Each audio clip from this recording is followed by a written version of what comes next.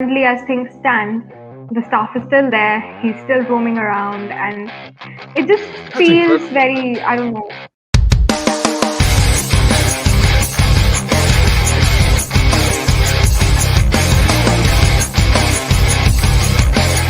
How have you been dealing with this ever since this thing broke? And how have you been doing? How have you been dealing with this whole situation? Well, not very well, I think. I mean, I Right. literally came home, and coming home has been good. And then for 1 week, I thought, okay, like let me just leave this, and I don't want to talk about it, and I'm just going to move on. But Right. then this whole thing with the faculty is just not going down, and the post is still up, and people are still talking about it, and people are talking crazy things, and against me, and this post is still up there. So I thought maybe I should take a stand. So then there was this whole phase of that, and then I haven't been taking too well. People say you should grow a thick skin and everything, but every time I see something negative Yeah, coming but there, which it's is not tricky to true. ask a 22-year-old who's this is her first experience of something like this to just immediately grow a thick skin. I think that's a little unfair. Yeah. So, I mean, I've been upset over the past few days, and I've been, having some issues as well. Every time this an outpour of negative, say, comments, or this outpour of negative statements against me. There's this Yeah. point where I start feeling very upset that why are they saying this? Why are people so hell bent on trying to prove that you are somebody negative, whereas this society needs positive people, right? If someone's saying that they're not they don't hate any community, then that's a good thing, right? That they don't hate Right. Jews, they don't hate the Mandarin speaking community, they don't hate the trans community. Isn't that a good thing that they don't hate them? And why are people so hell bent on trying to convince someone that that hey, you hate them, you hate them, you hate them, and trying to fit Yeah. that ideology to someone? And so, I mean, it's been quite disturbing, honestly, and it doesn't help that people are just writing whatever they want to about me, and and then there's been a lot of negative, anonymous bullying that's been happening. So I feel Hmm. that a lot of the mob, they take a lot of comfort behind anonymity, and there's been a lot of anonymous comments and a lot of anonymous messages that keep coming in, keep coming in, keep coming in, and keep like they keep harassing, and all of these comments are very racist. They come after me for my color, they to tell I look like, Really?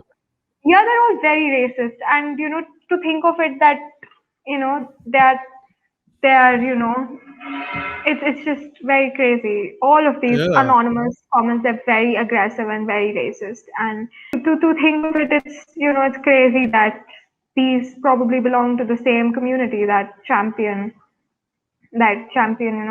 anti-racism and stuff like that. And then when they Yeah. come after somebody in an anonymous garb, then all of that goes to the, it just, by the end of the day, I just feel like it was all about disproving me, because if people are coming after me for my race and everything, then what's the difference? Like at this point, it Yeah. just feels like this feels terribly upsetting, and yeah, and there's Yeah, this I can part imagine. of Like, me. how is it?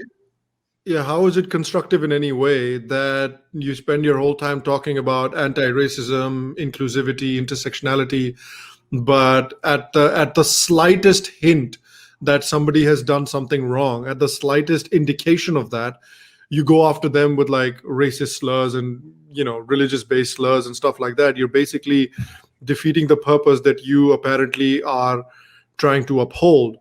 Have has there been any discussion for you with your faculty, with peers, or something like that about any plans to go back to campus? Well, I think it's completely up to me whether I want to go back or not, because Sure. with COVID, everything can be done remotely, and I've been able to do everything remotely. So they've been supportive, but I think unless and until I feel safe about going back and about starting studies there, I don't think I would be doing it. And currently, as things stand, the staff is still there. He's still roaming around, and it just That's feels incredible. very, I don't know, insecure that that I don't know. I mean, I wouldn't be comfortable living there like as long as Yeah. he's there. That you just feel targeted of some sort, that a man like twice your age, who's capable, who knows who your parents are and who knows everything about you. Like, to stalk someone is to like take stock of information, so god knows what else he knows about me, where I live, or Yeah. stuff like that. So it's very scary and very creepy that that these things happen. And so, I mean, my college has been supportive, but there's only so much that people can do when these things become so public and it's all out there, and there's no proper concrete actions Yeah. as Yeah, such. it's So, insanity, man. Like that's the part that absolutely baffles me. That there's this guy who's again twice your age. He stalked you, stalked your parents on social media, written extremely disparaging and abusive comments about you and your family, and he's just hanging around in campus. And they expect you to come back and resume your studies while this creep is just hanging around in campus because who knows what a person like this who's so driven to personally attack you, who knows what a person like this will do next, who knows how they'll try to target you next. And then if your faculty, if your university just expects you to waltz back into campus, that's extremely unreasonable. And it is a little bit upsetting that this is not being discussed much, because I feel like if you did not have the background that you do have, this would be a major talking point in this scenario. yeah, yeah, and it's so unfortunate, like how people are just picking up statements from here and there, and putting Yeah. together articles even as we speak, just to disprove the sufferings that I've gone through, or whatever I've been through, and whatever this faculty is still doing. All that is currently, people are trying to take that out of focus. The fact that the post is still up, or he's still doing this, or that he's still there, and they're spinning all these narratives. Oh, but that was not the reason why she resigned. You need to Uh-huh. make it more clear that this is why she resigned. You need to change your narrative. I mean, this is about somebody who's actually suffering, who's actually gone through things, and all people care about, if you see the statements, is about the right narrative. And I don't know if you've read the statement. It ends with, "We discourage Miss Summons from making any further comments." It's quite Yeah, yeah, condescending. They want you to stop talking. And I mean, yeah. free speech, question mark. That's incredible. Yeah, what happened to like women of color speak up? We are with you. What happened to all that? Yeah, that goes out the window apparently in this situation. Everything becomes situation specific, and everything is hypocritical in this society. I mean, just comes down to who fits, this sort of. It's not about the issue, or it's not about the sufferings, or it's not about the fact that this toxicity should go away from society. It's Yeah. just about, I don't know, trying to write long essays and disprove someone and feel better about it, I think.